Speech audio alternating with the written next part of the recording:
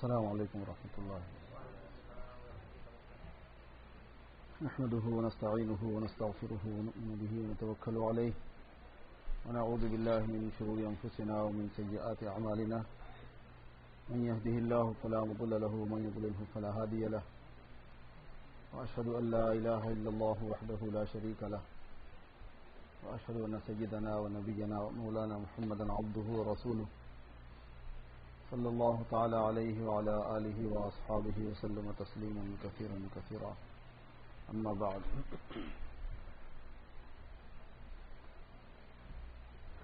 برادران اسلام اور خواتین اسلام،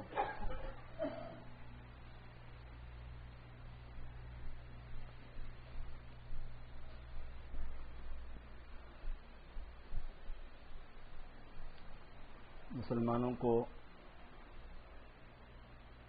اس دنیا میں اور آخرت میں دونوں جہان میں کامیاب ہونے کے لیے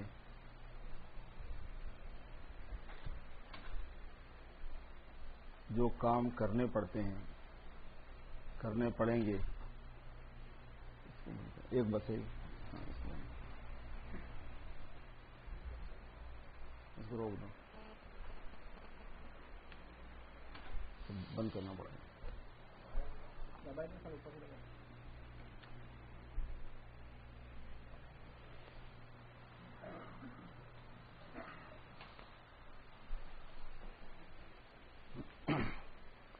ان کو اللہ رب العزت نے، ان باتوں کو اللہ رب العزت نے اور آقا نامدار حضرت محمد رسول اللہ صلی اللہ علیہ وسلم نے مختلف موقعوں پر مختلف انداز سے سمجھایا ہے پوری امت مسلمہ کو۔ قیامت تک آنے والے انسانوں کو، مسلمانوں کو رہبری دی گئی ہے۔ فتنوں کے زمانے میں جب مسلمان ہوں گے، جب کے لیے بھی رہبری دی گئی ہے۔ ملک کے کسی بھی، دنیا کے کسی بھی کونے میں، کسی بھی علاقے میں رہیں گے، سب کے لیے رہبری ہے۔ ہم لوگوں کو اللہ تعالیٰ نے اس ملک میں رہنے کے لیے موقع دیے، تو اس ملک میں دین کی خدمت کرنے کے بھی گویا موقع دیے، اور مسلمان پوری دنیا میں اسی لیے پہنچایا جاتا ہے کہ وہ دین کا کام کرے۔ ایک بہت بڑے بزرگ ہیں، انہوں نے فرمایا کہ پوری دنیا میں مسلمان کو اللہ تبارک و تعالیٰ پہنچا دیتے ہیں، اختیاری طور پر یا غیر اختیاری طور پر، تاکہ پوری دنیا میں دین کی بات پہنچ سکے۔ اسی لیے پوری دنیا میں مسلمانوں کو اللہ تبارک و تعالیٰ نے بانٹا ہوا ہے، تاکہ قیامت تک کے انسانوں کو کسی بھی علاقے میں رہتے ہوں، جس طرح ان کو زندگی گزارنی ہے وہ آپ صلی اللہ علیہ وسلم کی تعلیمات کی روشنی میں ہدایت ملتی رہے۔ اب ہم لوگ اپنے علاقوں سے آئے، اپنے ملکوں سے آئے، تو امریکہ میں آ جانے کی وجہ سے کوئی نیا سیٹ اپ نہیں چاہیے ہم کو، کوئی نیا دین نہیں چاہیے ہم کو۔ ہم تو دین اسلام ہی کے پیرو ہیں، دین اسلام پر جینا ہے، دین اسلام پر مرنا ہے۔ وَلَا تَمُوتُنَّ إِلَّا وَأَنْتُمْ مُسْلِمُونَ۔ دیکھو تمہاری موت نہیں آنا مگر اس حالت میں کہ تم پکے مسلمان رہنا۔ قرآن پاک میں یہ حکم دیا گیا کہ لَا تَمُوتُنَّ إِلَّا وَأَنْتُمْ مُسْلِمُونَ۔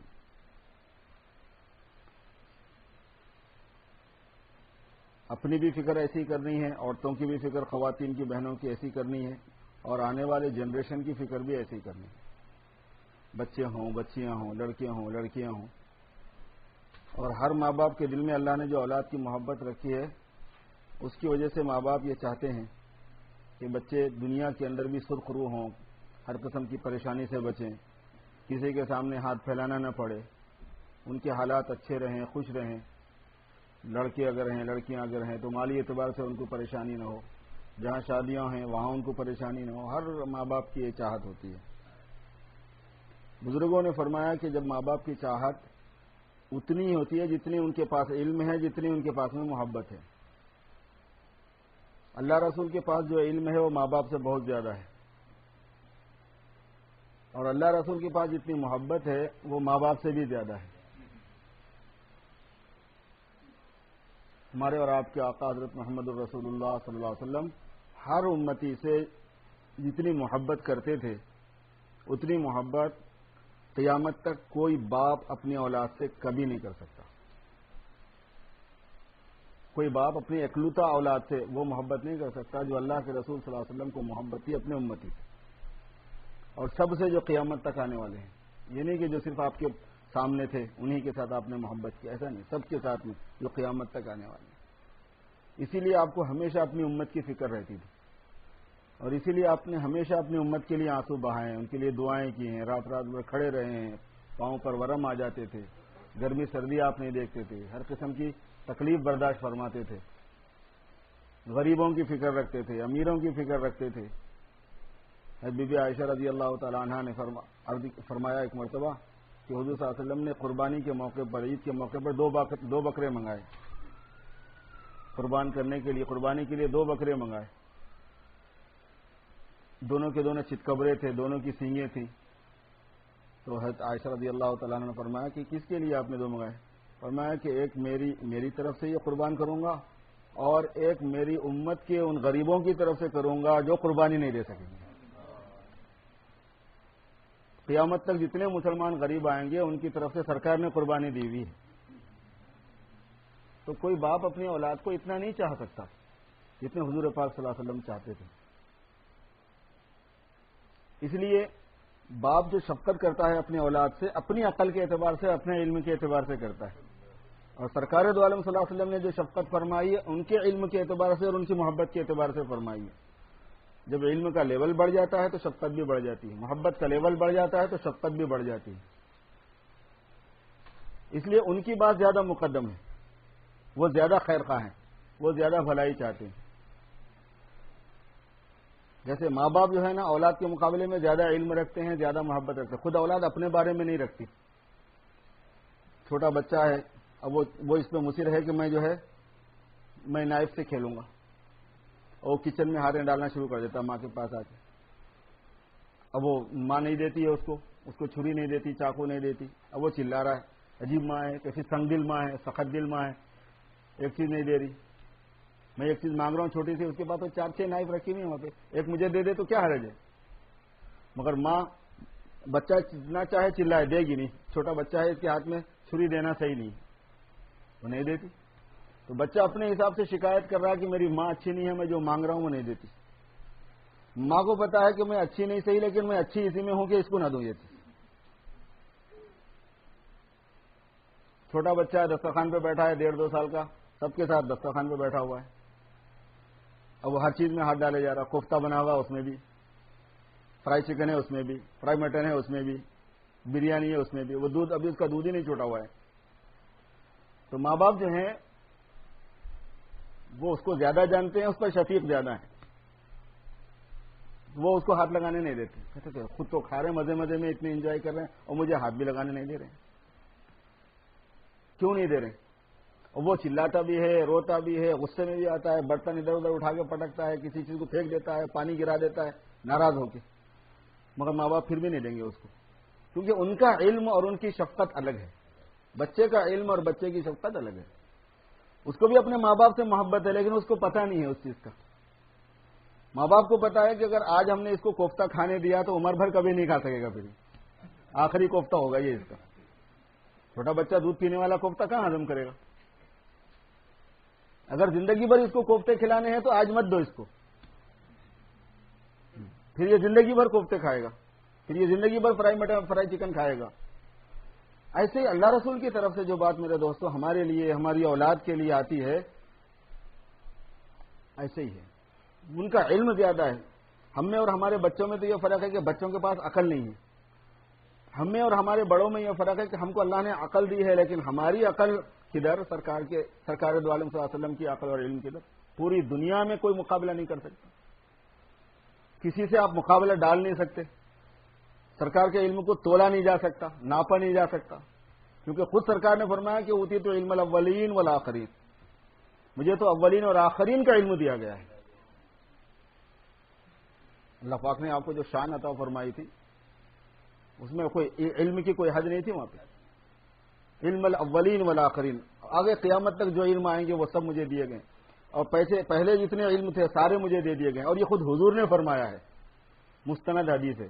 اوتیت علم الاولین والآخرین، مجھے اولین اور آخرین کا علم دیا گیا ہے. آپ کے علم کی کوئی حد نہیں تھی، اور آپ کا علم بڑا عجیب تھا، اور آپ کی صفات بڑی عجیب تھی.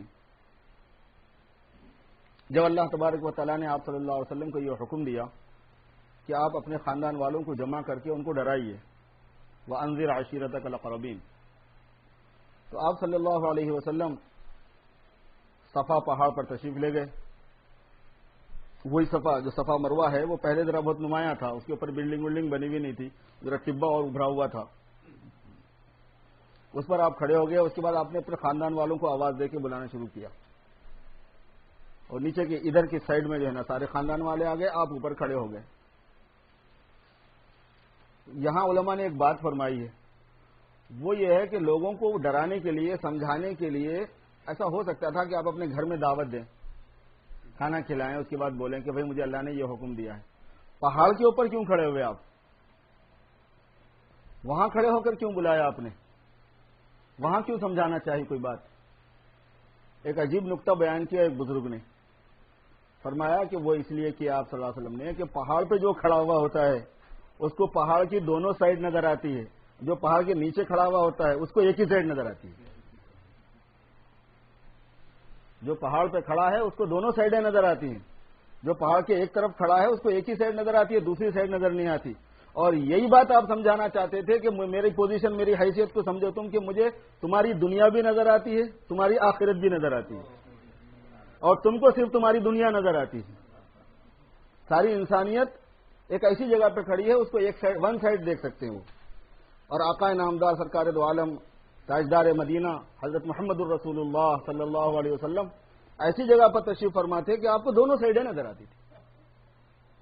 اور یہی وجہ ہے کہ آپ کے معجزات میں سے ایک عجیب معجزہ یہ تھا کہ آپ کو آگے سے ایسے ہی دکھتا تھا، جو پیچھے سے بھی ویسے ہی دکھتا تھا. باضابطہ روایت ہے، حدیث شریف ہے، ایک مرتبہ صف کے پیچھے حصے میں ایک آدمی غلط کھڑا ہوا تھا. آپ نے فرمایا کہ اپنی صف صحیح کرو، فإنی رأیت من خلفی کما ارا من امامی، فإنی ارا من خلفی کما ارا من امامی، او کما قال علیہ الصلوۃ والسلام.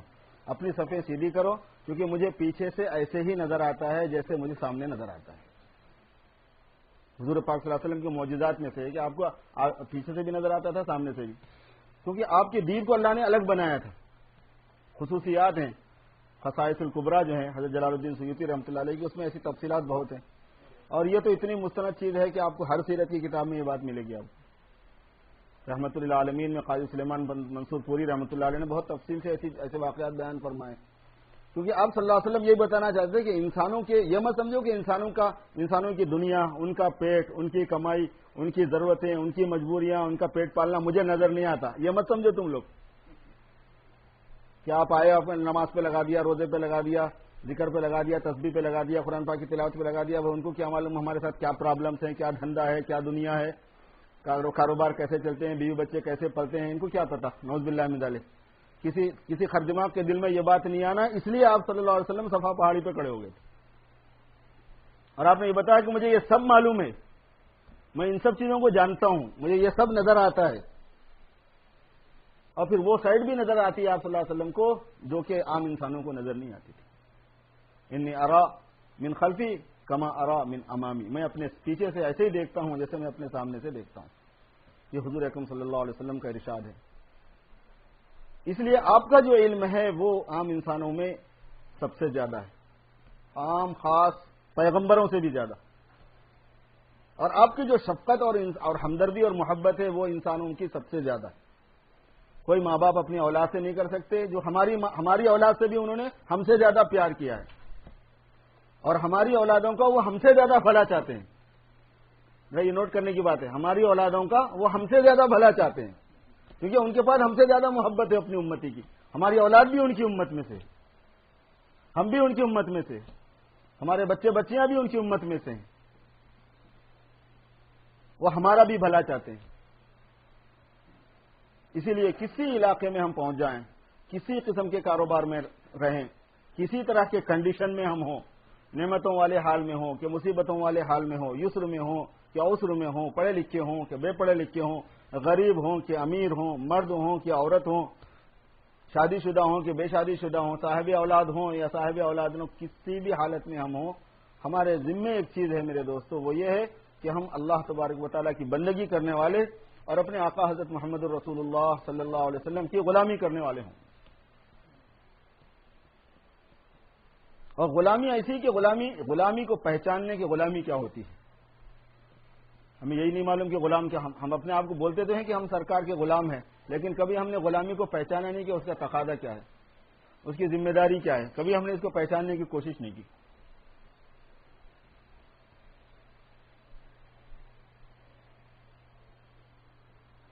ایک بزرگ ایک غلام کو خرید کے لائے، وہ زمانے کی بات ہے، پہلے زمانے میں غلام ہوتے تھے، باندیاں ہوتی تھی، اس کو خرید لائے اپنے گھر، بڑا اچھا آدمی تھا، لگتا تھا بظاہر، اس سے پوچھا کہ بھائی تمہارا نام کیا ہے؟ اس نے کہا کہ حضرت اب تو آپ نے مجھے خرید لیا ہے، اب تو میرا نام وہی ہے جو آپ دیں گے، اب میرا کوئی اپنا نام نہیں ہے، للو پنجو کوئی نام نہیں ہے میرا، تو آپ جو چاہے نام رکھ لیں، مجھے رمضانی کہہ کے پکار لیں، شعبانی کہہ کے پکار لیں، مجھے ٹماٹے والا بول کے بلائیں، کوٹھے والے بول کے بلائیں، پکوڑی والا بول کے، جو چاہے آپ نام رکھ لیں، مجھے میرا تو کوئی نام نہیں، چونکہ آپ نے مجھے خرید لیا۔ ان کو بڑا تعجب ہوا، یار بڑا عجیب آدمی ہے۔ پھر اس کے بعد اپنے گھر لے گئے، اس کے بعد کہا کہ بھائی تم کہاں رہنا پسند کرو گے؟ یہ ہماری کوٹھی ہے، اللہ نے ہمیں بہت کچھ دیا ہے، ہم تمہارے لیے جگہ مختص کر دیں گے کہ اس میں تمہارا بستر وستر ڈالا دیں گے۔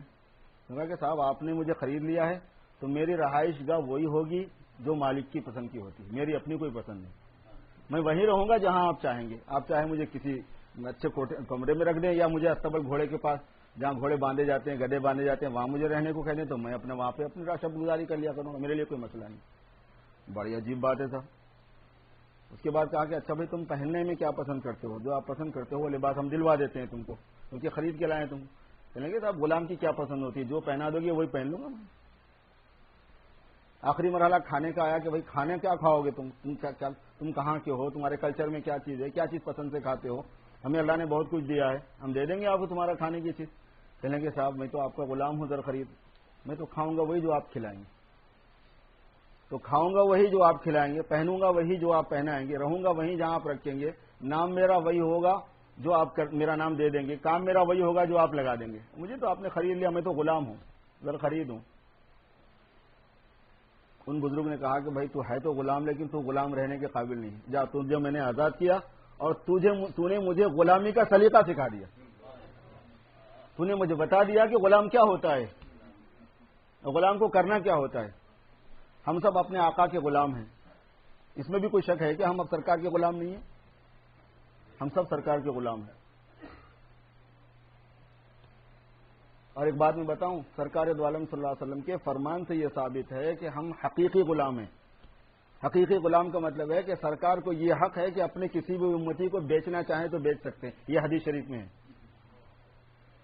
جو حقیقی غلام کا ہوتا ہے، یہ حضرت شیخ الحدیث مولانا زکریا صاحب نے شمائل کی شرح میں لکھا ہے، اور حضرت ظاہر رحمۃ اللہ رضی اللہ تعالیٰ عنہ جو صحابی ہیں، حضرت ظاہر، ان کے واقعے میں لکھا ہے۔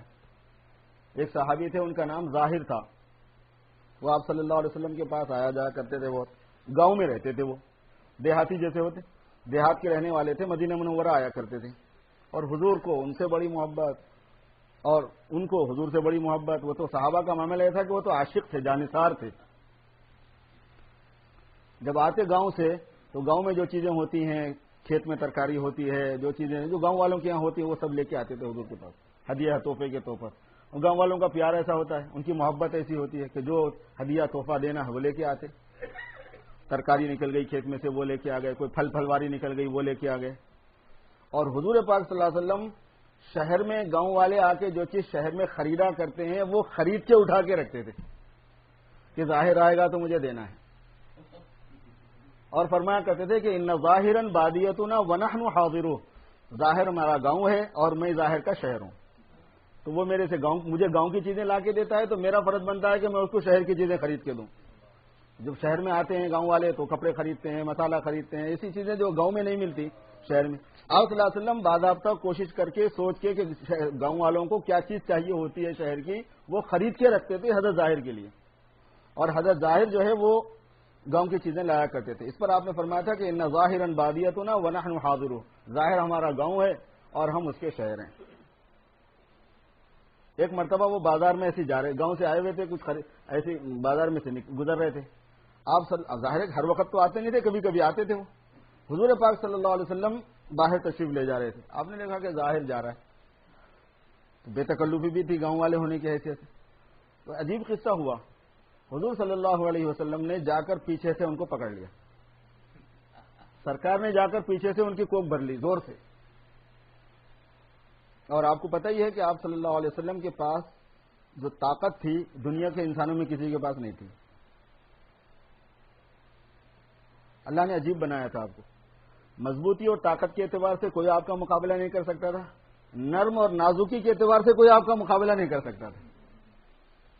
حضرت انس رضی اللہ تعالیٰ عنہ فرماتے ہیں کہ ما مسست خزا ولا حریرا الین من کف رسول اللہ صلی اللہ علیہ وسلم، میں نے کوئی ریشم اور کوئی مخمل ہاتھ نہیں لگایا جو حضور کے ہاتھ سے بھی زیادہ نرم ہو.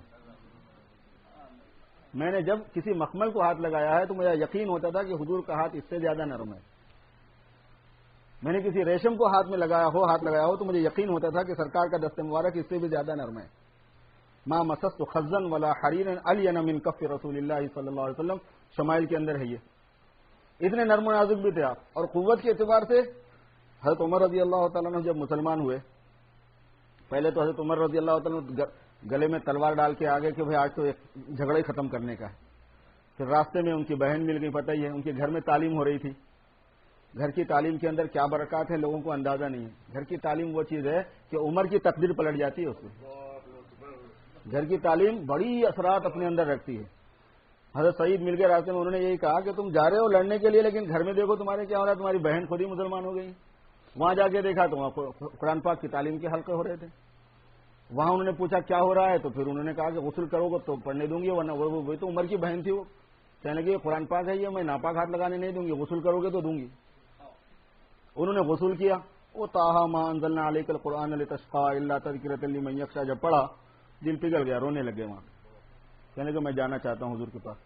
کہنے کہ جاؤ، جو کرنا تھا وہ کر دیا ہم نے، اب جاؤ تم حضور کے پاس. مگر تلوار تو ویسے ہی لٹکی ہوئی تھی. جب قریب گئے، دار ارقم میں تھے حضور پاک صلی اللہ علیہ وسلم اس وقت، تو دروازے کی روزن میں سے، جو دروازے میں سان ہوتی ہے، اس میں سے اندر صحابہ نے دیکھا کہ عمر آ رہے ہیں، اور ابھی تک ان کا مسلمان ہونا معلوم نہیں ہوا تھا، اور تلوار گردن میں لٹکی ہوئی ہے، ننگی تلوار ہے، میان میں سے نکلی ہوئی بھی ہے.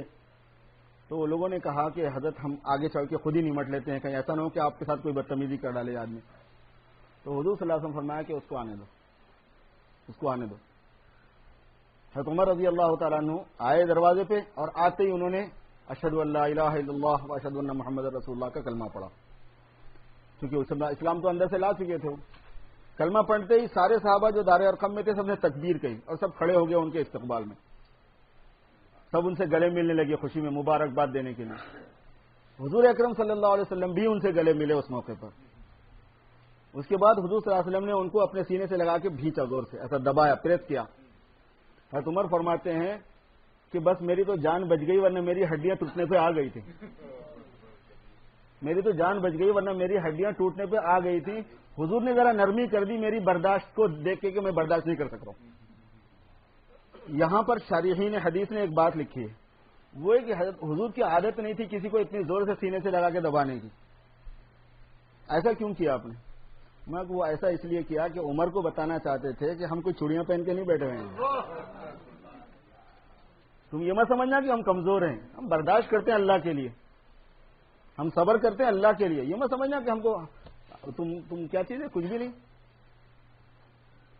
اللہ پاک نے عجیب آپ کو صفات عطا فرمائی تھی. قوت بھی ایسی تھی آپ کے پاس، شجاعت ایسی تھی، قوت ایسی تھی. ایک پہلوان تھا رکانہ پہلوان، سنا ہوگا آپ نے نام ان کا، حضرت رکانہ رضی اللہ تعالیٰ. وہ کشتی کے سوار تھے اور 1000 آدمیوں کی جگہ پہ ان کو سمجھا جاتا تھا. یہ آدمی کسی کے ساتھ ہے تو 1000 آدمی اس آدمی کے ساتھ ہے، یہ مطلب ہوتا تھا.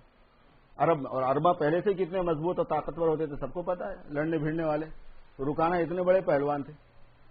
وہ حضور کے پاس آئے اور کہنے لگے کہ میں ایمان تو لاؤں گا لیکن ایک شرط ہے، وہ یہ کہ آپ کو مجھ سے کشتی لڑنی پڑے گی، ریسلنگ ہو جائے. ارے لوگ بھی تماشے کے ہوتے ہیں. اب حضور پاک صلی اللہ علیہ وسلم کہاں ریسلنگ کرتے تھے، لیکن اللہ نے آپ کو فن تو دیا تھا، اور میری ایمان لانے کی شرط ہے کہ میں ریسلنگ کروں گا آپ کے ساتھ، اگر آپ جیت گئے تو پھر میں مسلمان ہوں گا، اور میں جیت گیا تو نہیں ہوں گا پھر، یہ بھی عجیب بات تھی۔ حضور نے فرمایا ٹھیک ہے کر لو ریسلنگ۔ جب کشتی ہوئی تو وہ سوچ ہی میں تھا، رکانا ابھی سوچ ہی میں تھے کہ حضور نے چاروں خانے چت مار دیا ان کو، کہنے گے نہیں یہ تو بس صحیح نہیں ہے، یہ تو گڑبڑ ہو گئی، وہ مس انڈرسٹینڈنگ ہو گئی، میں تو ابھی سنبھلا ہی نہیں تھا، میں تو ابھی تیار ہی نہیں تھا، میں تو پریپیئر نہیں تھا، ایسی باتیں انہوں نے کی۔ حضور نے فرمایا ٹھیک ہے پھر کر لو۔ وہ تو شفقت ہے، شفقت ہے، شفقت ہی شفقت، سراپا شفقت ہے۔ دوسری مرتبہ کشتی کی، پھر دوسری مرتبہ پٹک دیا۔ جب بات کی کہا کہ ایک موقع اور دیجیے مجھے، ایک چانس اور دیجیے مجھے، کہنے کہ ٹھیک ہے ایک چانس اور لے لو۔ پھر تیسری مرتبہ جو اٹھا کے پٹکا تو سب اعتبار سے چاروں خانے چیت ہو گئے، وہ پھر اپنے مذہب اعتقاد کے اعتبار سے بھی چیت ہو گئے، پھر اسلام قبول کر لیا۔ اللہ پاک نے آپ کو ایسی طاقت دی تھی۔ یہ بات میں اس پہ سنانے لگا کہ ظاہر کو پیچھے سے پکڑ لیا، حضرت ظاہر رضی اللہ تعالیٰ عنہ کو۔ ظاہر حالانکہ گاؤں والے تھے اور مضبوط آدمی تھے، لیکن آپ نے اتنی زور سے پکڑا کہ وہ ہل نہیں سک رہے تھے۔ اب وہ کہہ رہے حضرت ظاہر کہتے ہیں کہ میں ادھر دیکھنے لگا ادھر دیکھنے لگا، نظر ہی نہیں آ رہا مجھے، چھپ گئے پیچھے۔ پھر آخر میں نے محسوس کر لیا کہ کون ہے میرے پیچھے، میں نے دیکھ لیا کہ حضور پاک صلی اللہ علیہ وسلم ہے۔ کہنے کہ جیسے میں نے فیل کیا کہ یہ تو حضور ہیں، تو بجائے اس کے کہ میں چھڑاتا، پہلے میں چھڑانے کی کوشش کر رہا تھا، اب میں نے یہ کیا کہ جتنا چانس ہے لے لو، میں نے اپنی پیٹھ حضور کے سینے سے گھسنی شروع کر دی۔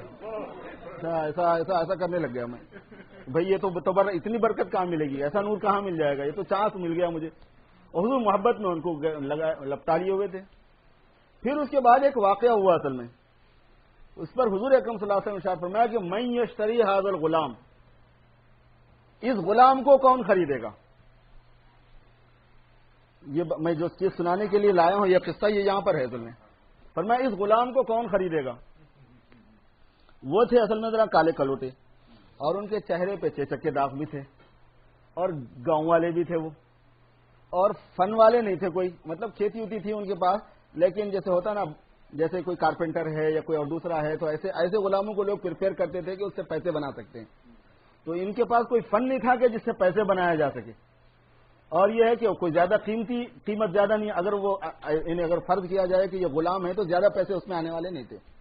تو جیسے حضور نے کہا من یشتری ھذا الغلام، تو وہ رونے لگے، اور حضور نے فرمایا کہ کیا ہوا، میں تو مذاق کر رہا تھا۔ کہنے لگے اذن لتجدنی کاسدا یا رسول اللہ، اے اللہ کے رسول آپ کا نقصان ہو جائے گا، اے کاش آج تھوڑی میری قیمت لگ سکتی۔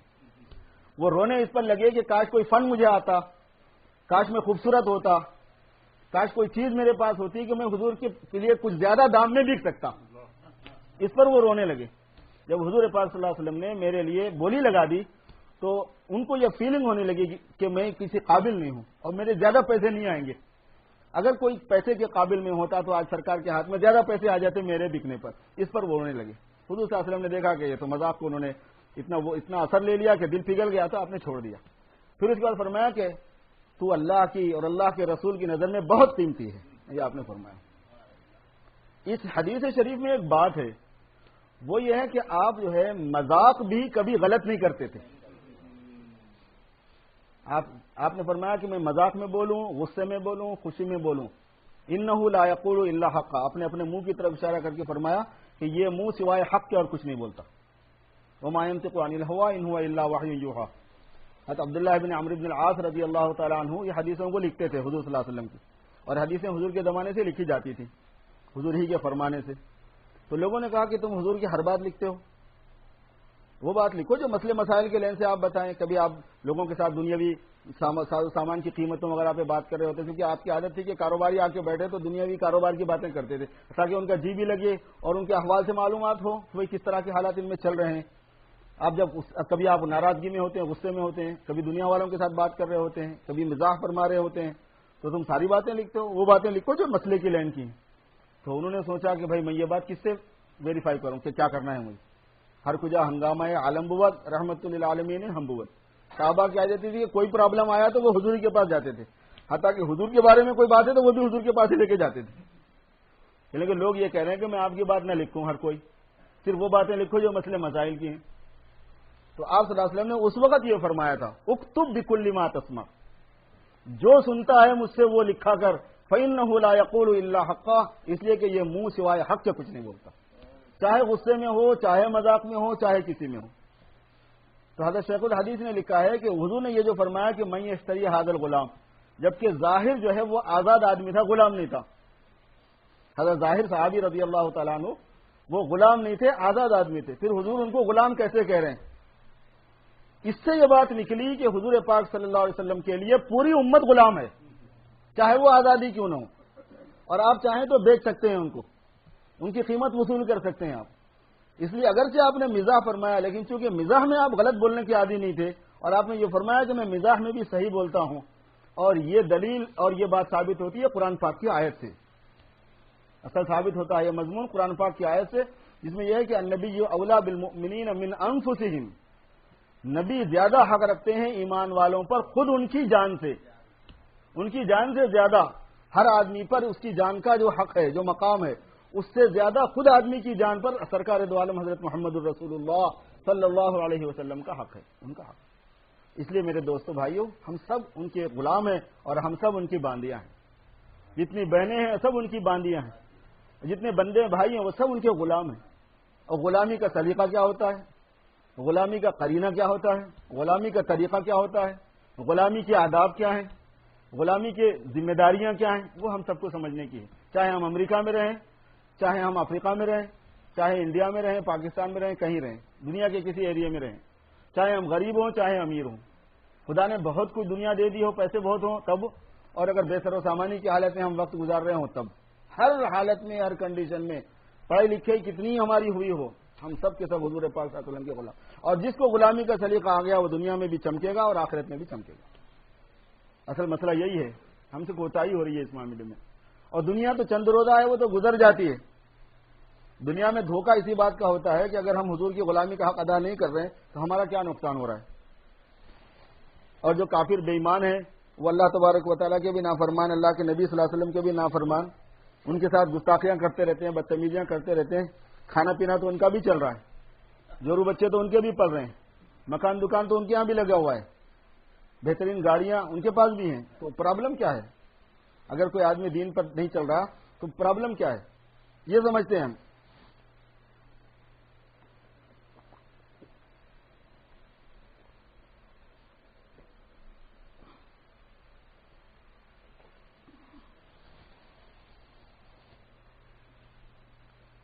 یہی دھوکہ فرعون کو ہوا تھا، یہی دھوکہ قارون کو ہوا تھا، یہی دھوکہ قوم سمود کو ہوا تھا، اسی قسم کے فراڈ میں آ گئے تھے قوم عاد اور قوم لوط اور قوم شعیب اور قوم نوح اور خود فرعون اور فرعون کی قوم، ان کو بھی تو یہی فراڈ تھا۔ دھوکے کس دھوکے میں آئے؟ وہ سارے اس دھوکے میں آئے۔ فرعون کا کہنا یہی تھا کہ اگر میں موسیٰ پہ ایمان نہیں لاتا ہوں تو کیا میرا نقصان ہو رہا ہے؟ اس نے کہا تھا کہ الیس لی ملک مصر وہذہ الانہار تجری من تحتی، یہ مصر کی بادشاہت میری نہیں ہے اور یہ نہریں میرے محل کے نیچے سے نہیں جا رہی، مجھے کیا مسئلہ ہے؟ کیا باغات میرے پاس نہیں ہے، پانی میرے پاس کم ہے، روشنی میرے پاس کم ہے، محلات کم ہے، خزانہ کم ہے، دولت کم ہے، فوج کم ہے، حشم خدم کم ہے، کیا چیز کی کمی میرے پاس ہے؟ میں کیسے ناکام انسان ہوں؟ موسیٰ علیہ السلام یہی بتا رہے تھے کہ دیکھ زندگی یہ جو ہے نا یہاں کی، یہ امتحان کے واسطے لی ہوئی تھوڑا سا ٹائم ہے، یہ امتحان کے واسطے چھوڑا ہوا تھوڑا سا ٹائم ہے، زندگی پوری نہیں ہوتی ہے، یہ پارٹ آف دا لائف ہے، یہ پوری آل لائف نہیں ہوتی ہے، یہ پارٹ آف دا لائف، یہ زندگی کا ایک حصہ ہے، پورشن ہے اس کا جو یہاں پہ رکھا ہوا ہے، اور وہ بھی ٹیسٹ کے لیے، وہ بھی ٹیسٹ کے لیے، اور ٹیسٹ کے لیے بھی اتنا ہی ہے جتنا ایک آدمی کو دنیا میں ٹیسٹ کے لیے ٹائم لیا جاتا ہے۔ عام طور پر ایگزامینیشن ہال میں، اسکولس میں، ہائی اسکولس میں، کالجز وغیرہ میں اب تک کا جو سیٹ اپ تھا، اب تو ذرا سا کمپیوٹر آ گیا، اس کے اوپر امتحان دینے کے سیٹ اپ تھوڑے چینج ہو رہے ہیں، اب تک تو یہی تھا کہ وہ 2.5 سے 3 گھنٹے کا ہوتا ہے، کسی بھی طرح کا امتحان چھوٹے بچوں کا ہو یا بڑوں کا ہو، ٹائمنگ اس کی کیا ہوتی ہے؟ 2.5 سے 3 گھنٹے کی ہوتی ہے، اور اللہ کے پاس ایک دن 1000 سال کے برابر ہوتا ہے۔ وَإِنَّ يَوْمًا عِندَ رَبِّكَ كَأَلْفِ سَنَةٍ مِّمَّا تَعُدُّونَ، تمہارے حساب کے 1000 سال ہمارا حساب کا ایک دن ہوتا ہے، یہ اللہ فرما رہے ہیں، یہ قرآن پاک میں ہے۔ وَإِنَّ يَوْمًا عِندَ رَبِّكَ، ایک دن تمہارے رب کے نزدیک، كَأَلْفِ سَنَةٍ مِّمَّا تَعُدُّونَ، تمہاری شمار کے 1000 سال کے برابر ہے۔ جب ہمارے 1000 ہوں گے تو وہاں ایک دن ہوتا ہے۔ تو 1000 سال کے اگر 10واں حصہ نکالو گے تو 100 سال ہوئے. 1000 کا 1/10 کیا ہوا؟ 100 ہوئے. اگر ایک آدمی کو 100 سال عمر ملی تو اس دنیا میں اگر اس کو 100 سال دیے گئے تو اللہ کے ایک دن کا 1/10 اس کو دیا گیا. اور 2.5 گھنٹے 24 گھنٹے کا 1/10 ہوتا ہے. تبھی تو یہ تبلیغ والے 2.5 گھنٹوں کی بات کرتے رہتے ہیں. تو 2.5 گھنٹے امتحان کے لیے ہوتے ہیں. تو موسیٰ علیہ السلام یہی سمجھا رہے تھے کہ ٹیسٹ کے لیے ہے تو یہاں پہ. پوری قومیں بھی ٹیسٹ کے لیے ہیں, امیر بھی ٹیسٹ کے لیے ہوتا ہے, غریب بھی ٹیسٹ کے لیے ہوتا ہے. یہاں امتحان کے لیے ہے. کامیابی ناکامی کا تعلق وہ ہے کہ جب آدمی اس دنیا سے چلا جائے گا تو پتا چلے گا کہ وہ کامیاب ہوا کہ ناکام. خود ایگزامینیشن ہال میں طے نہیں ہوتا کہ کامیاب ہوا کوئی کیا ناکام ہوا, بلکہ ایگزامینیشن ہال سے زیادہ انجوائے وہ لوگ کرتے ہیں جن کو فیل ہونا ہے. جو کامیاب ہونے والا ہے وہ تو پسینے میں عرق ہے, پانی بھی نہیں پی رہا, لکھے جا رہا. اور جس کو کچھ بھی کرنا نہیں ہے وہ کیا کرتا ہے؟ گولیاں بنا بنا کے اس کو چھوڑ. ہم تو انڈیا میں یہی کرتے رہے. ادھر اٹھے پانی پی لیا, ادھر اٹھے پنکھے کے نیچے جا کے بیٹھ گئے, وہ ٹوبل ادھر کھینچ لیا, وہ ٹیبل ادھر کھینچ لیا, شاعری کر رہے ہیں, عاشقی کر رہے ہیں. یہی ہوتا ہے. جس کو اپنا ٹائم ضائع, جس کو فیل ہونا ہے وہ وہاں پہ ٹائم ضائع کرتا ہے. جس کو کامیاب ہونا ہے وہ ایک ایک منٹ کو قیمتی بناتا ہے. اسی لیے مسلمان اس دنیا میں زیادہ انجوائے نہیں کر سکتا. اس کو اپنے کام میں رہنا ہے, اس کو فکر لگی ہوئی ہے. جس کو آخرت سے غفلت ہے اس کو ہے یہاں پہ انجوائے کرنے کا چانس, کہ نہ حلال کی تمیز ہے, نہ حرام کی تمیز ہے, نہ انسانیت کی پرواہ ہے, نہ بے انسانیتی کی پرواہ ہے. لگا ہوا ہے ایک آدمی جو چاہے. فرعون کو یہ دھوکہ ہو گیا تھا, اور اللہ معاف کرے ہمیں بھی ہوا نہیں ہوا یہ دھوکہ, ہمیں بھی ہو گیا یہ دھوکہ. اللہ تعالیٰ ہمیں اس دھوکے سے نکال دے.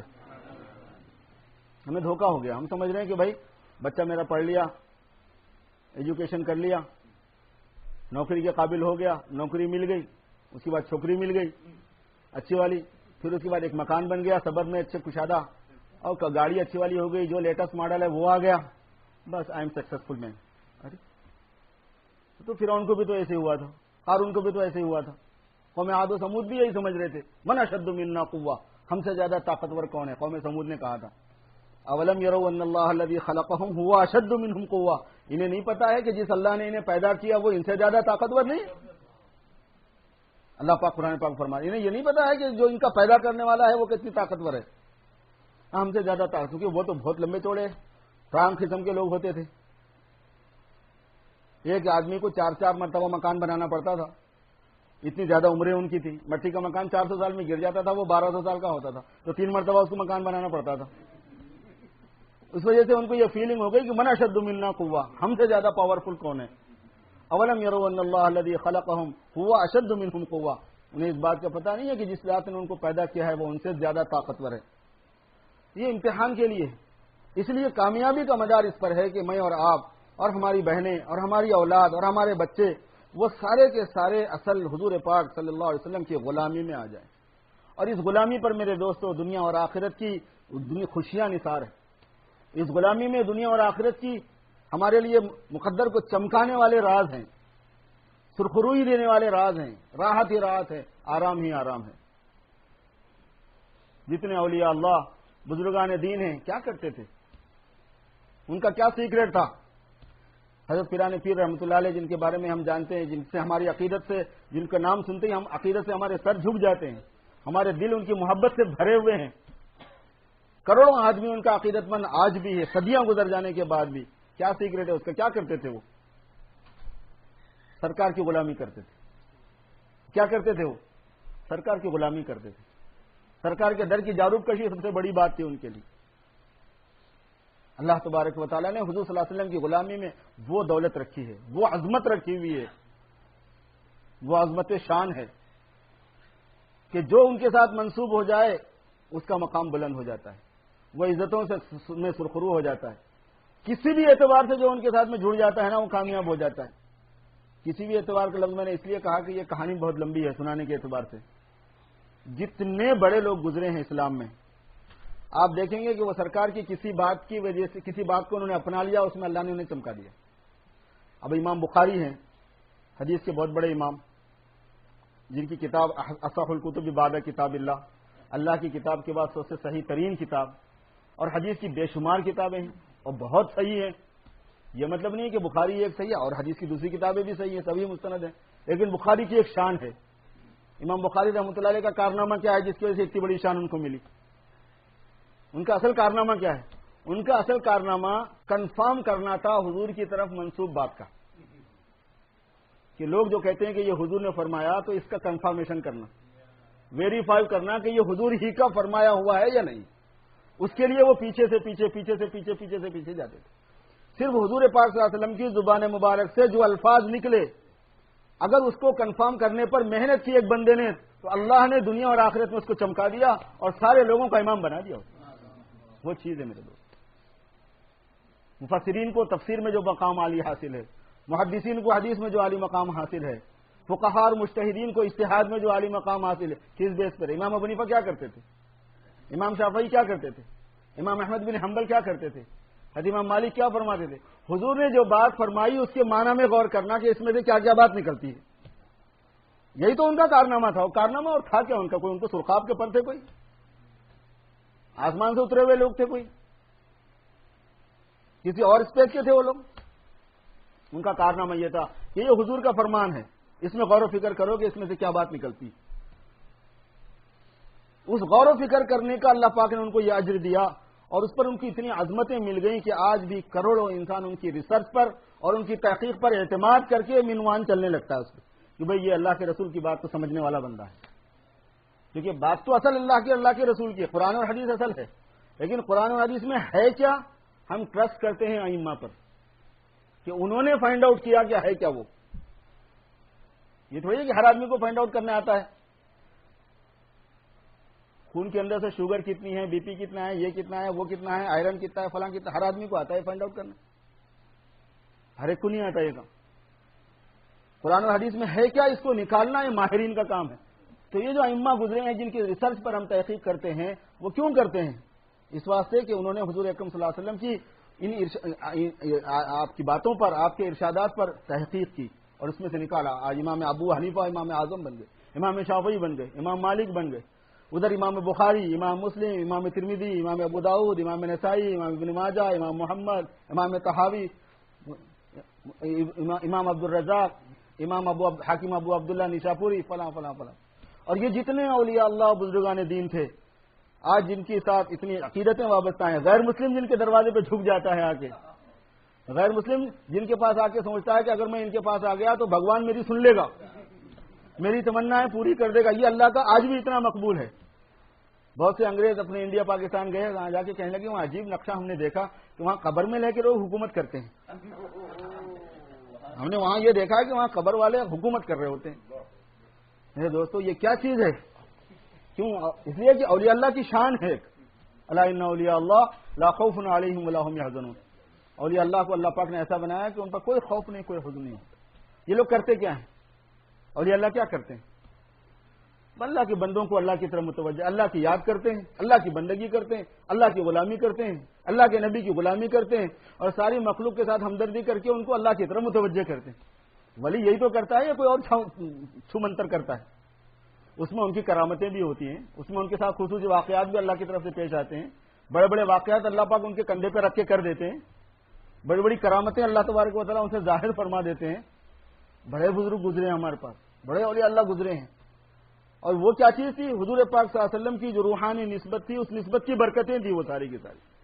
جتنی کرامتیں بزرگوں سے ثابت ہیں کتابوں میں، اولیاء اللہ سے ثابت ہیں. امام طحاوی رحمۃ اللہ علیہ نے عقیدۃ الطحاوی میں لکھا ہے، ایک عقیدے کی کتاب ہے جو سب لوگ پڑھاتے ہیں. ہمارے جو عالم ہوتا ہے اس کو پڑھنا پڑتا ہے، سرٹیفکیٹ حاصل کرنے کے لیے ضروری ہوتا. اس میں لکھا ہے کہ تمام کرامات اولیاء اللہ کی وہ حضور صلی اللہ علیہ وسلم کا معجزہ ہے، حضور ہی کا معجزہ ہے. وہ کرامات الاولیاء حق وانہ معجزۃ لرسول اللہ صلی اللہ علیہ وسلم. اولیاء اللہ کی کرامات حق ہوتی ہیں، وہ تو قرآن پاک میں بھی مذکور ہے. کرامتوں کا ذکر قرآن پاک میں بھی ہے. حضرت بی بی مریم رضی اللہ تعالی عنہا، یہ عیسیٰ علیہ السلام کی امی ہیں. جب ان کو حضرت زکریا علیہ السلام کے حوالے کیا گیا، وکفلھا زکریا کلما دخل علیہا زکریا المحراب وجد عندها رزقا. جب زکریا محراب میں جاتے تھے جہاں حضرت مریم تھی، وہاں پہ روزی پاتے تھے، رزق کو پاتے تھے. قال یا مریم انا لک ھذا. وقت ہو گیا کیا مغرب کا؟ فرمانے لگی کہ مریم یہ تمہارے پاس کہاں سے آ گیا؟ قالت هو من عند اللہ، تو فرمانے لگی یہ اللہ کے پاس سے آیا ہے. ان اللہ یرزق من یشاء بغیر حساب، اللہ پاک جس کو چاہتا ہے بغیر حساب روزی عطا فرماتا ہے. علماء نے فرمایا کہ حضرت مریم کے بعد بغیر موسم کا پھل آتا تھا. آپ کو سب کو پتا ہے کہ عورت نبی نہیں ہو سکتی، نبی ہونے کے لیے مرد ہونے کی شرط ہے، اور اب تو کوئی نبی مردوں میں بھی نہیں آئے گا چونکہ حضور اکرم صلی اللہ علیہ وسلم خاتم النبیین ہے، آپ کے بعد کوئی نبی نہیں آئے گا. تو عورت تو ویسے کبھی بھی نبی نہیں ہوئی. اب حضرت مریم کے پاس میں جو بغیر موسم کا پھل آتا تھا وہ ولی ہونے کی حیثیت سے آتا تھا کہ نبی ہونے کی حیثیت سے آتا تھا؟ ولی ہونے کی حیثیت سے آتا تھا. اور جب ولیہ ہونے کی حیثیت سے یہ بے موسم کا پھل آتا تھا تو کرامت اور کس کو بولتے ہیں؟ تو کرامات الاولیاء حق، بزرگوں کی کرامات حق ہیں. حضرت پیران پیر کی کتنی اللہ پاک نے کرامتیں دکھائی. حضرت سید احمد کبیر رفاعی رحمۃ اللہ علیہ کی کیسی بڑی بڑی کرامتیں صادر ہوئی. سید احمد کبیر رفاعی رحمۃ اللہ علیہ حضرت پیران پیر کے ہمعصر ہیں، بڑے بزرگ گزرے ہیں. رفاعی سلسلہ سنا ہوگا آپ نے، ہمارے حیدرآباد میں رفاعی سلسلے کے لوگ بہت ہیں. میں دکن حیدرآباد کا ہوں، وہاں پہ سلسلے بہت ہوتے ہیں. سید احمد کبیر رفاعی رحمۃ اللہ علیہ ایک بڑے بزرگ گزرے ہیں جو حضرت پیران پیر کے ہمعصر تھے، ان کے زمانے کے ہی تھے. مدینہ منورہ تشریف لے گئے، سعادات میں سے ہیں، حضور کے خاندان کے ہیں. وہاں جانے کے بعد حضور اکرم صلی اللہ علیہ وسلم کے روضہ اقدس کے سامنے کھڑے ہوئے اور وہاں عرض کرنے لگے کہ جب تک میں دور تھا تو میری روح آپ کی خدمت اقدس میں حاضر ہو کے سلام گزرانتی تھی. اب میں بنفس نفیس خود آپ کا غلام حاضر ہو گیا ہے، اس کے ساتھ کوئی خصوصی برتاؤ چاہیے. یہ انہوں نے کہہ دیا. حضور اکرم صلی اللہ علیہ وسلم کا قبر مبارک سے ہاتھ باہر آ گیا اور انہوں نے اس کا مصافحہ کیا اور بوسہ لیا. اور اس وقت 90,000 لوگ موجود تھے وہاں پر جب یہ واقعہ ہوا ہے. البنیان المشید ایک کتاب ہے حضرت سید احمد کبیر رفاعی رحمۃ اللہ علیہ کے حالات میں، اس میں یہ پورا واقعہ لکھا ہوا ہے. اب سید احمد کبیر کو یہ گمان ہوا کہ اب تو میرے ساتھ لوگ بہت زیادہ عزت اور سلوک کا معاملہ کرنے والے ہیں، کیونکہ یہ خصوصی معاملہ میرے ساتھ ہوا. تو وہ لیٹ گئے اور سب حاجیوں سے کہا کہ میرے اوپر سے جاؤ. اب لوگ رو رہے ہیں، پلا رہے ہیں کہ نہیں یہ کیسا کریں گے ہم اتنی بڑی بات دیکھنے والے. کریں نہیں، میرا نفس موٹا ہو جائے گا تم ایسا کرو، میرا نفس موٹا ہو جائے گا تم ایسا کرو. مجبور کیا سارے حاجیوں کو کہ ان کے اوپر سے گزرے تاکہ نفس موٹا نہ ہو کہ میرے ساتھ یہ خاص معاملہ ہوا کہ آقا نے اپنا دست مبارک مجھے دے دیا بوسہ لینے کے لیے مصافحہ کرنے کے بعد. ایسے بزرگ کیسی کیسی کرامتیں ان لوگوں کے ساتھ پیش آتی تھی. حضرت پیران پیر کی کرامت تو حضرت اس میں ترجمان و سننا میں مولانا بدر عالم میرٹھی نے سند کے ساتھ میں بیان فرمائی ہے. سند کے ساتھ میں کرامتوں کا بیان، جیسے حدیث سند کے ساتھ آتی ہے نا، بعض کرامتیں سند کے ساتھ مولانا بدر عالم میرٹھی نے ترجمان و سننا ایک حدیث کی کتاب کا نام ہے، اس میں ہے، آپ کو دیکھنا ہو تو دیکھ لیجیے تفصیل کے ساتھ. بڑے واقعات ہوئے. حضرت خواجہ نظام الدین اولیاء رحمۃ اللہ علیہ کی، حضرت علاؤ الدین صابر کلیری رحمۃ اللہ علیہ کی، حضرت میاں جی نور محمد صاحب رحمۃ اللہ علیہ کی، حاجی امداد اللہ صاحب رحمۃ اللہ علیہ کی، حضرت شرف الدین یحییٰ منیری رحمۃ اللہ علیہ کی. اوپر کے اوپر چلے جائیں، ابراہیم ابن ادھم ہیں، سفیان ثوری ہیں، ذوالنون مصری ہیں، مالک ابن دینار ہیں، فلاں فلاں فلاں فلاں بے شمار اولیاء اللہ گزرے ہیں. اور ایک کے ساتھ کوئی ایک معاملہ تھا، بے شمار معاملات. اور زمانے کے اعتبار سے اللہ پاک کا معاملہ رہا ہے. کسی زمانے میں جوگی سنیاسی جو ہوتے تھے پہلے بڑی ریاضتیں وغیرہ کر کے شعبدے بازیاں بہت کرتے تھے، خاص چیزیں ان کو حاصل ہو جاتی تھی. اسلام کے بغیر ایسی خصوصیتیں حاصل ہو جائیں تو اس کو کرامت نہیں بولتے، اس کو استدراج کہتے ہیں. حضور کی غلامی میں ہو تو وہ کرامت ہے، تو حضور کی نسبت پر اگر ہو تو کرامت ہے، اور وہ معجزے کا حصہ ہوتا ہے. حضور صلی اللہ علیہ وسلم ہی کا وہ معجزہ ہوتا ہے.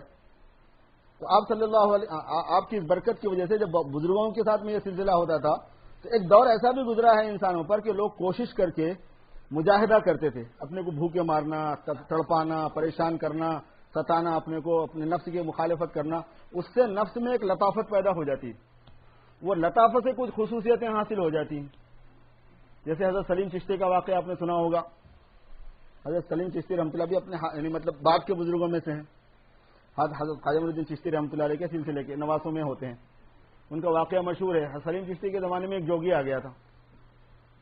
اس نے آگے ایک بات کہی کہ مجھے ہوا میں اڑنا آتا ہے، میں اڑ سکتا ہوں. اس نے بادشاہ سے آ کے کہا کہ اگر تمہارا دین حق ہے تو تمہارا آدمی بلا اڑنے والا. بادشاہ نے کہا کہ بات تو صحیح کہہ رہا ہے. بادشاہوں کا دماغ ایسے ہی ہوتا ہے بھائی، حق و باطل کی بنیاد دلیل پر ہوتی ہے نہ کہ اڑنے نہیں اڑنے پر ہوتی. اور کسی وجہ سے اس نے اڑنا سیکھ لیا تو یہ کیا ضروری ہے کہ وہ حق ہے یا باطل ہے. کہنے کہ نہیں بس میں بھی حق، کم از کم میں حق پر ہوں. تو ہمارے پاس تو یہ ہے نا کہ اسلام صحیح ہے، اسلام کے علاوہ کچھ اور صحیح نہیں ہے، نجات کے لیے اسلام ضروری ہے۔ اس نے کہا کہ میں اڑتا ہوں، آپ کے پاس کوئی ہے کیا؟ اس زمانے میں جو بزرگان دین تھے اس میں حضرت سلیم چشتی رحمۃ اللہ علیہ تھے، ان کے پاس بادشاہ نے آدمی بھیجا اور کہنے لگے کہ ایسا مسئلہ آ گیا ہے، کچھ حل کرنا ہے اس کا۔ تو کہنے لگے اگر میں بھی اس کے ساتھ آ کے اڑ گیا تو لوگ یہ کہیں گے کہ یہ غیر مسلم ہے، یہ بھی اڑا، میں مسلم ہوں، یہ بھی اڑا، امتیاز کیا ہوا، کمال کیا ہوا؟ زیادہ سے زیادہ یہ ہوگی کہ بھائی ہمارے پاس بھی کوئی بزرگ آدمی ہے، تمہارے پاس بھی کوئی بزرگ ہے، ہم بھی حق پر، تم بھی حق پر۔ کہنے لگے اس سے تو حق اور ناحق کی پہچان نہیں ہوگی۔ اب جیسے کو تو ایسا سمجھانا پڑتا ہے۔ کہنے لگے طریقہ اس کا یہ ہوگا کہ میں نہیں آؤں گا، میرا جوتا آئے گا، یہ میرے کھڑا میں لے جاؤ، جتنی اوپر جوگی اڑے گا اتنی اوپر جوتا اڑے گا۔ یہ سناتے مشہور واقعہ ہے سلیم چشتی رحمۃ اللہ علیہ کا کہ جب وہ جوگی اڑنا شروع ہوا تو اس کے ساتھ ہی سلیم چشتی کے کھڑا میں اڑنا شروع ہو گئے، اور جہاں تک وہ اڑ سکتا تھا جب وہ اوپر گیا اس سے اوپر حضرت سلیم چشتی کے کھڑا میں آ کے اس کے سر پہ مار کے نیچے تک لائے۔ تب پتا چلا کہ ہاں بھائی جس کے یعنی تو ان کے جوتوں سے بھی گیا نا، یہ تو اس سے بھی اوپر گئے تھے، وہ تو تیرے سر پہ مار کے لائے اس کو نیچے۔ تب پتا چلا کہ اسلام حق ہے۔ تو یہ اللہ تبارک و تعالیٰ ہر زمانے میں جس زمانے کی ضرورت ہوتی ہے اس کے حساب سے لوگ پیدا فرماتے ہیں، اور یہ اللہ کو ویسی خصوصیات دیا کرتے ہیں۔ لیکن یہ ساری خصوصیتیں میرے بھائیوں، میرے بزرگوں کس بنیاد پر حاصل ہیں؟ سرکار کی غلامی کی بنیاد پر۔ اصل یہی ہے کہ ایک مسلمان میں سرکار کی محبت جم جائے اور ایسا عشق بھڑک جائے کہ اس کو کسی کی پرواہ نہ ہو، کسی ملامت کرنے والے کی ملامت کی، اس کو صرف یہ ہو کہ حضور پاک صلی اللہ علیہ وسلم کی اتباع کرنا ہے اور اتباع کر کے اس دنیا سے چلے جائیں۔ کامیابی اسی کا نام ہے۔ پیسے جمع ہونے کا نام کامیابی نہیں ہے، گھر بن جانے کا نام کامیابی نہیں ہے۔ اگر ہم نے پیسے بنا دیے، گھر بنا دیا، مکان بنا دیا، دکان بنا دیا، بینک بیلنس بنا دیا، مشنری بنا دی، فیکٹری بنا دی، اور ہم مر جائیں گے تو ہم نے اپنے کو نہیں بنایا، اور انسان بنتا ہے اللہ سے اور اللہ کے رسول کی محبت سے اور ان کی اطاعت اور بندگی سے۔ اگر ہم نے نہیں بنایا تو بغیر بنا ہوا آدمی اندر چلا جائے گا، بنی ہوئی چیز باہر رہ جائے گی۔ بنا ہوا مکان اوپر، بغیر بنا ہوا انسان نیچے، بنا ہوا پیسہ اوپر، بغیر بنا ہوا انسان اندر، بنی ہوئی فیکٹری اوپر، بغیر بنا ہوا انسان اندر، اور فرشتے پوچھ رہے ہیں کیا لے کر آیا؟ وہ کہتا ہے نہیں میں بہت کچھ چھوڑ کے آیا۔ بھائی اس سے کون بحث لے رہا؟ تجھ سے بحث کون کر رہا کہ تو کیا چھوڑ کے آیا؟ بحث تو یہ ہے کہ لے کر کیا آیا یہاں پہ، اور وہاں سے پھر انسان کی کامیابی ناکامی کا حساب شروع ہو جانے والا ہے۔ وہاں سے انسان کی کامیابی ناکامی کا حساب شروع ہونا۔ اس لیے بزرگان دین کے جو راستے پر میرے دوست ہمیں چلنا ہے، وہ تقوی کا راستہ، وہ دینداری کا راستہ، وہ اتباع سنت کا راستہ، وہ نمازوں کی پابندی کا راستہ، وہ دین کی محنت کا راستہ ہے۔ دین کی محنت کے راستے پر چلو، یہ بزرگوں کا راستہ ہوتا ہے۔ بہت سے لوگوں کو یہ خلجان ہوتا ہے کہ بزرگوں کا راستہ الگ ہوتا، یہ دین کی محنت کرنے والوں کا راستہ الگ ہے۔ ہمیں پتہ نہیں پوری بات کا، پوری بات معلوم نہیں کرتے بعض مرتبہ، یا کوئی پوری بات بتاتا نہیں ان کو۔ ایک مرتبہ ہم لوگ گئے تھے رائے چوٹی، آپ نے بھی سنا ہوگا، گجرات سے قریب ہی پڑتا ہے تھوڑا۔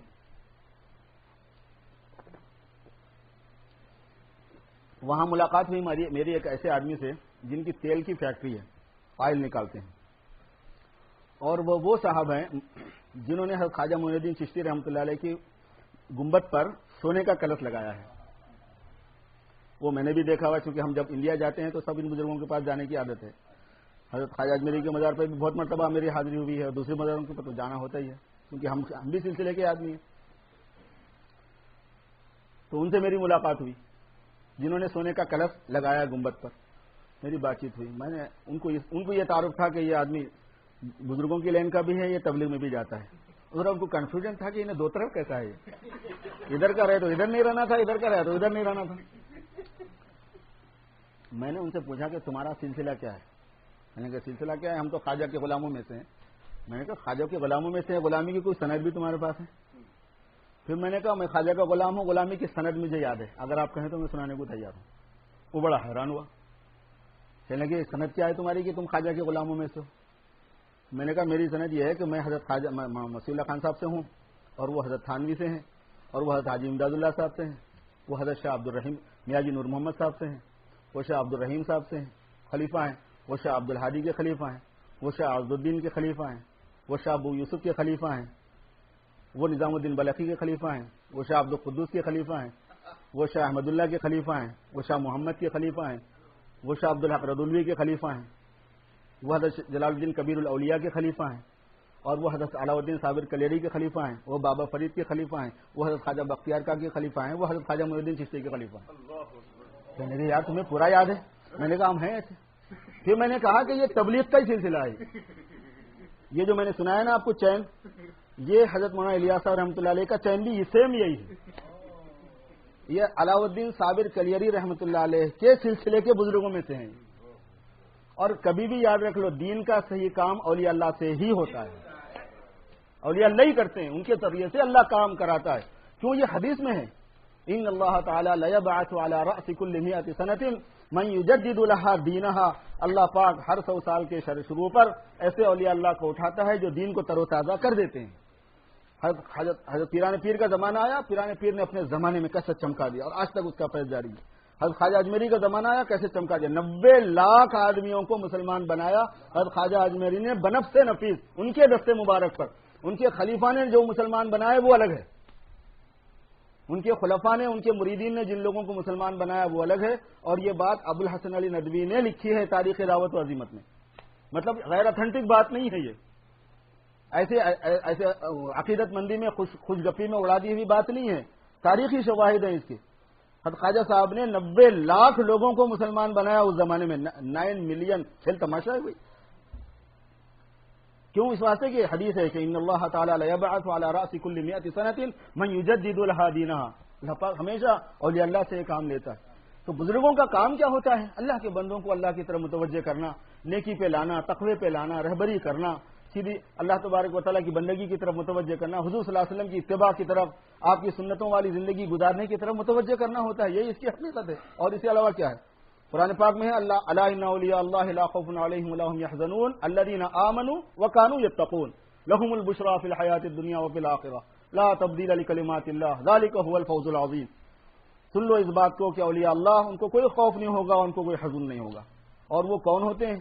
جو ایمان اور تقوی والے ہوتے ہیں، جن کے پاس ایمان تھا اور تقوی پر ایک جاری تھی، اسی پر وہ مستقیم رہے اور اللہ کے دھیان میں رہے، اللہ کو ہمیشہ یاد کرتے رہے، اللہ نے ان سے خصوصی دوستی کر لی۔ اولیاء اللہ ولی کے معنی کیا ہے؟ دوست کے، اسپیشل دوستی والے لوگ۔ ایک ریگولر دوستی ہے ہر ایمان والے کو اللہ تبارک و تعالیٰ ایمان والے کے ساتھ فرماتے ہیں اللہ ولی الذین آمنوا۔ ایک اسپیشل دوستی ہے اللہ والوں کو، اللہ کے ساتھ اللہ پاک ان کے ساتھ خاص معاملہ رکھتے ہیں تھوڑا سا۔ اور حدیث شریف میں آتا ہے کہ ان کے اللہ تعالیٰ کے خاص معاملہ رکھنے کا ہوتا ہے کہ لو اقسموا علی اللہ لابرہم، اگر اللہ کو قسم دے کے چیلنج کر دے تو خدا ان کی قسم کی لاج رکھ دیتا ہے۔ آپ کو ایسا کرنا ہوگا، اللہ کہتے ہیں ٹھیک ہے میں نے کر دیا، جو کر دیتے ہیں۔ ان کی خاص بات ہوتی ہے، ان کی بات ٹالی نہیں جاتی۔ ان سے دشمنی رکھنے کو فرمایا گیا کہ اگر کوئی میرے ولی سے دشمنی رکھے گا تو میری طرف سے اعلان جنگ ہے۔ کبھی اولیاء اللہ کے ساتھ بدگمانی نہیں کرنا۔ بزرگوں نے لکھا ہے کہ جو اولیاء اللہ کے ساتھ بدگمانی کرتا ہے وہ ایمان پہ مرتا نہیں، سوء خاتمہ اس کے ساتھ رہتا ہے، ہمیشہ سوء خاتمہ کا ڈر اس کو رہتا ہے، کیونکہ اللہ کا ولی ہے وہ۔ من عادى لي وليا فقد آذنته بالحرب، دو ہی لوگوں کے ساتھ میں جنگ کا اعلان ہے اللہ کے، ایک سود کھانے والوں کے ساتھ، دوسرے اولیاء اللہ کے ساتھ دشمنی کرنے والوں کے ساتھ۔ سود کھانے والا اور اولیاء اللہ کے ساتھ دشمنی کرنے والا، یہ دو کے ساتھ ہی اعلان جنگ ہے قرآن پاک میں اور احادیث مبارکہ میں۔ ان کے ساتھ حسن ظن رکھنا، عقیدت رکھنا، محبت رکھنا، ان کی تعلیمات میں غور و فکر کرنا، ان پر چلنا، اولیاء اللہ کی بڑی شان ہے۔ مگر ان کا کام کیا؟ الذین آمنوا وکانوا یتقون، ایمان اور تقوی۔ لہم البشریٰ فی الحیات الدنیا وفی الآخرہ، ان کے لیے خوشخبری ہوتی ہے دنیا کے اندر بھی اور آخرت میں بھی۔ اللہ پاک دنیا میں بھی ان سے خوش راضی، اور آخرت میں بھی اللہ تبارک و تعالیٰ ان سے خوش اور راضی ہوگا۔ اور یہ ساری چیزیں میرے دوست کس پر ہیں؟ یہ ساری چیزیں اتباع سنت پر ہیں، یہ ساری چیزیں حضور پاک صلی اللہ علیہ وسلم کی غلامی پر ہیں۔ اور بات کا خلاصہ یہی ہے جو میں عرض کر رہا تھا، جس بات مضمون کو سمیٹتے ہوئے میں اپنی بات ختم کرتا ہوں، وہ بات یہی ہے کہ مجھے آپ کو، اپنے گھر والوں کو، اپنے بچوں کو، اپنی بچیوں کو سب سے زیادہ فوکس اس ملک میں جس پر کرنا ہے وہ یہ کہ ہم دین پر جئیں، دین پر مریں۔ فائنانشیل کیا ہوگا ہمارے ساتھ، کیا مسئلہ ہے، دنیاوی اعتبارات سے لوگ ہماری کتنی عزت کر رہے ہیں، کتنے نہیں کر رہے ہیں، خاندان والوں میں ہمیں کتنا اپریشیٹ کیا جا رہا ہے، کتنا نہیں، یہ دیکھنے والا نہیں ہوتا مسلمان۔ مسلمان تو صرف اللہ کو دیکھ کے چلنے والا ہوتا ہے، اللہ کو خوش کرنے والا ہوتا ہے۔ ہمیں محنت اس بات پہ کرنی ہے، ہمیں انسٹیٹیوٹس اس کے قائم کرنے ہیں، ہمیں اپنے بچوں کی تعلیم و تربیت ایسے ہی کرنی ہے ہمیں میاں بیوی اپنے گھروں میں ایسے رہنا ہے. ہمیں اپنی جان و مال میں پوری دنیا میں اللہ کے دین کو پھیلانے کا جذبہ لینا ہے. اور اس ملک میں خصوصیت سے جب اللہ نے ہمیں بھیجا ہے اس ملک میں تو ہدایت کو عام کر دینا چاہیے. دعا بھی کریں اللہ سے اور کوشش بھی ہونا ہے کہ جان وہ حاضر ہے, مال وہ حاضر ہے. مسجدوں کے تقاضے آئیں گے, ٹھیک ہے صاحب بناؤ. اداروں کے تقاضے, مدرسوں کے تقاضے آئیں گے, ٹھیک ہے صاحب بناؤ. ظاہر ہے کہ کوئی حکومت تو سرپرستی نہیں کرے گی نا, مسلمانوں کو تو اپنے کام خود کرنے. جب سے مسلمانوں کا زوال ہوا اور ان کا ڈومینیشن ختم ہوا سیاسی اعتبار سے, ان کی حکومتیں نہیں رہی, تو جتنے مسلمانوں کو اسلام کو بچانے کے کام ہیں اب حکومت کی سرپرستی میں نہیں ہوں گے. وہ اب حکومت کی اگر سرپرستی نہیں ہے اور حکومت پیسہ نہیں دے گی تو اس کا مطلب مسلمان یہ سارے کاموں کو چھوڑ دے گا, مسجدیں بنانا چھوڑ دے گا, ادارے بنانا چھوڑ دے گا. مسلمان کو خود کرنا پڑے گا یہ کام. لوگوں کو نمازی بنانا چھوڑ دے گا, لوگوں کو نصیحت کرنا چھوڑ دے گا, بے طلبوں میں جا کے طلب پیدا کرنا چھوڑ دے گا. بھائی لوگ خود ہی دلچسپی نہیں لے رہے, جانے دو جہنم میں, ایسا بولتا ہے مسلمان. لوگ نماز نہیں پڑھ رہے, خود بے ایمانی کی زندگی گزار رہے ہیں, بے راہ رو ہو جا رہے ہیں, جانے دو جہنم میں. ایک مسلمان کو یہ بولنے کا حق ہے؟ نہیں ہے. کیوں؟ اس واسطے کہ سرکار دو عالم صلی اللہ علیہ وسلم ہمارے ایسے نہیں تھے. آپ نے ہمیں تعلیم یہ نہیں فرمائی, بلکہ آپ نے فرمایا کہ تم سب کے ذمہ دار ہو, اپنے بھی ذمہ دار ہو, تم سب کے بھی ذمہ دار. تمہارا فرض ہے کہ ساری انسانیت کو اللہ کے عذاب سے بچانے کی فکر کرنا. خالی مسلمانوں کو ہی نہیں, تم تو پوری انسانیت کے ذمہ دار ہو. تم سارے انسانیت کے ذمہ دار بنا کے بھیجے گئے. اس کے لیے میرے دوستو جان اور مال سے اس ملک میں دین پھیلانے کی نیت سے رہنا اور دین پھیلانے کے لیے جدوجہد کرنا, اور دین پھیلانے کے, دین کے کام کے, دین کی خدمت کے جتنے ذرائع ہوتے ہیں صحیح نوعیت کے, وہ ان تمام ذرائع کی تحقیق کر کے ان میں پوری طرح مدد کرنا, ہیلپ کرنا کہ بھائی چلو یہ کام ہوتا رہے ہوتا رہے. کیونکہ اب حکومتیں نہیں کریں گی, یہ مسلمان خود کرنا پڑے گا. اور کرتا ہے مسلمان, کرتا ہے مسلمان. اور دل والے ایسے جیالے اور ایسے ایسے کارنامے انجام دینے والے ہیں میرے دوستوں, میں کیا بتاؤں آپ کو. ابھی ہم ان لوگوں کے پاس بیٹھے تھے جو رامدیر کے قریب رہتے ہیں. میں فلاح دارین گیا تھا ترکے سر. مفتی عبداللہ صاحب جو اس وقت کینیڈا میں ہیں, پہلے وہاں پہ متمم تھے اس وقت. ہمارا چھوٹا بھائی پڑھتا تھا تو اسے ملنے گیا تھا میں. وہاں پہ ممکن ہے آپ لوگوں میں سے کوئی جانتا ہو, موسیٰ راوت آئے ہوئے تھے ساؤتھ افریقہ کے. انہوں نے پوچھا مجھ سے تعارف کراتے ہوئے کہ جانتے ہو یہ کون ہے, سونے کا دانت بھی ہے ان کو. تو میں نے کہا میں نہیں جانتا, میں تو پہلی مرتبہ یہاں حاضر ہوا ہوں. انہوں نے ملاقات کرایا, کہنے کہ یہ ہے ہمارے فلاں, نام بھی لیا. اور انہوں نے کہا کہ یہ جو ہمارا مدرسہ ہے اس پورے مدرسے کا خرچہ یہ اکیلا بندہ اٹھاتا ہے, اور 700 بچے بورڈنگ میں تھے اس وقت, اور 3 منزلہ بلڈنگ ہے, اور کھلاتے بھی ہیں, پلاتے بھی ہیں, تنخواہ بھی دیتے ہیں. اور کہا کہ ان کی اس مدرسے کی ہیلپ کرنے کی شرط یہ ہے کہ کسی دوسرے کا چندہ نہیں لینا. ایسے بھی اللہ کے لال ہیں. یہ جو کام ہو رہے ہیں یہاں پوری دنیا کے اندر, ساؤتھ افریقہ آپ چلے جاؤ, دیکھو ایک ایک نقشہ کیسا ہے. دارالعلوم زکریا گیا تھا میں, آپ لوگ واقف ہوں گے. جلسہ بھی تھا, اتفاق سے میرا پروگرام بھی تھا, کیونکہ جماعت میں گیا ہوا تھا تو میرا لوگوں نے تعارف کرا دیا ہوگا, تو پھر انہوں نے میری بات بھی رکھ دی تھی. تھوڑی سی بات ہوئی تو وہ ایک بچہ جو ہے نوجوان ایسے ہی تھا بالکل یہ ریاض کی طرح کا, وہ سب کو چائے پلا رہا ہے. ایک صاحب کہنے لگے اس کو جانتے ہیں؟ میں نے کہا میں کیوں جانوں کسی کو, وہ میرا وہ ہے رشتے دار, سسرا داماد کچھ بھی نہیں, کیوں جانوں گا اس کو.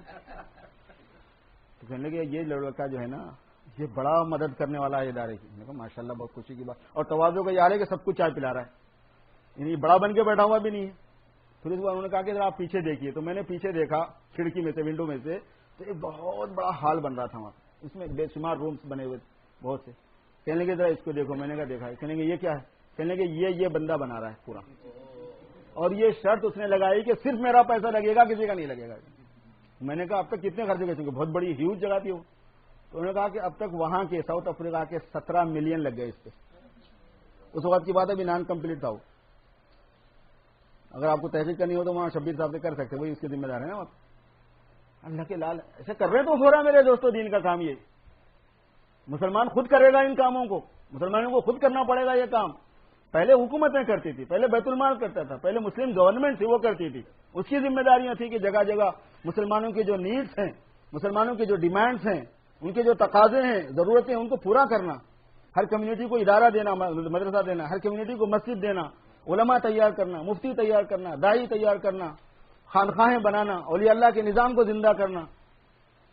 اب ہم موٹی موٹی چیزوں پر عمل نہیں کرتے تو اولیاء اللہ کی خانقاہوں کو زندہ کرنے کا کام کب کریں گے؟ مرنے کے بعد.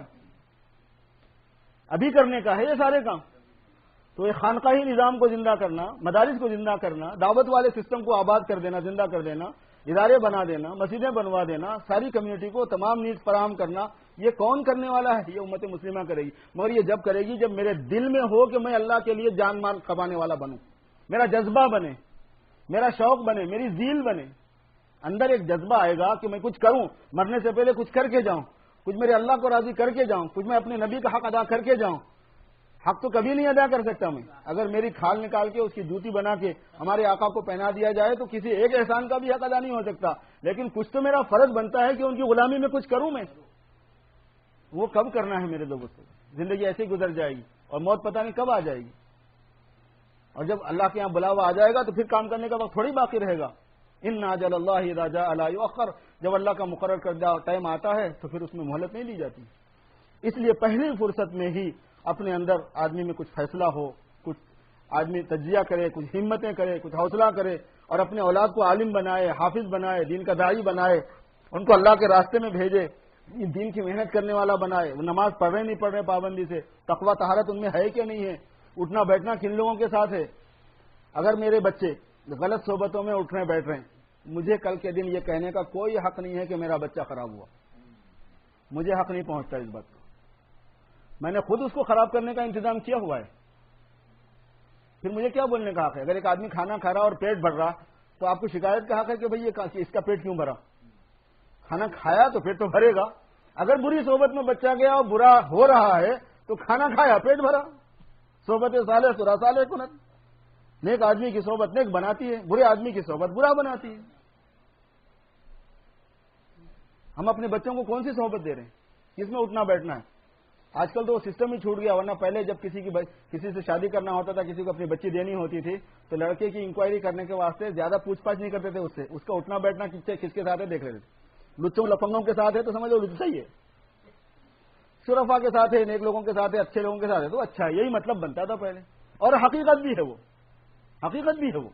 اور حضور پاک صلی اللہ علیہ وسلم کا ارشاد ہے، المرء علی دین خلیلہ، آدمی اپنے دوست کے دین پر ہوتا ہے۔ فَلْيَنْظُرْ أَحَدُكُمْ إِلَىٰ مَنْ يُخَالِلُهُ، تم میں سے ہر ایک کو یہ دیکھنا چاہیے کہ کس کے ساتھ اس کی دوستی ہے۔ اور یہاں پر تو بچہ بول کے نہیں ہے، المرء بول کے ہے، آدمی بول کے ہے، تو بڑوں کا بھی یہی حساب ہے، بڈھوں کا بھی یہی حساب ہے، جوانوں کا بھی یہی حساب ہے۔ ہمارا سرکل کون سا ہے؟ نیک لوگوں کا ہے تو ہم نیک ہیں، نہیں ہیں تو پھر نیک ہے نہیں۔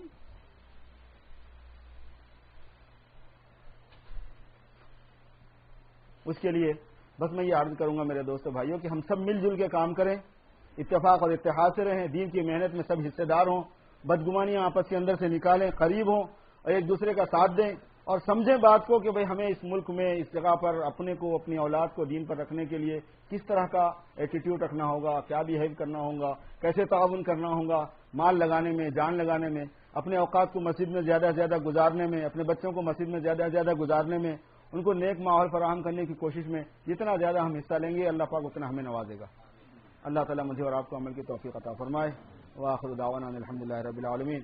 میری تقریر کا ایک موضوع رہ گیا تو میرا موڈ جو ہے نا ذرا وہ ہو گیا، دوسری طرف چلا گیا موضوع کی طرف، تو پھر میں نے وہ بھی چھوڑ دیا، نہیں تو نہیں صحیح جاؤ۔ تو وہ کل میں نے جو بیان کیا تھا اس کا آدھا حصہ رہ گیا تھا، وہ بہت امپورٹنٹ تھا میری حیثیت سے وہ، لیکن آپ لوگوں کے حساب سے جو چیز موضوع مناسب اللہ نے کہلوانی چاہیے کہلوا دی۔ اللہ پاک مجھے اور آپ کو سب کو عمل کی توفیق میں۔ دعا تو آپ کریں گے، حضرت امام صاحب ہیں، آپ دعا کریں۔ آمین۔